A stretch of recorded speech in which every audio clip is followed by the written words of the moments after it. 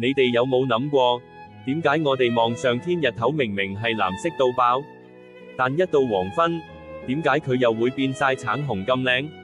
究竟係個天變魔術，定係背後有啲咩科學秘密呢？今日我哋一齊揭開呢個日常之謎。其實呢個答案就係瑞利散射。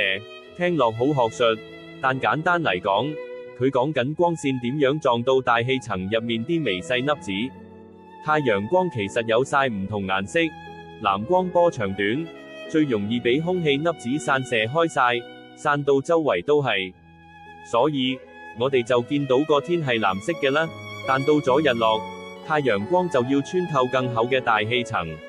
藍光同綠光呢啲短波長嘅光，喺呢個長途跋涉嘅旅程中，基本上已經散晒，得返紅光同橙光呢啲長波長嘅光，可以直接穿透到我哋雙眼。咁就解釋到點解夕陽會紅當當，係咪好神奇呢？大自然真係令人驚嘆。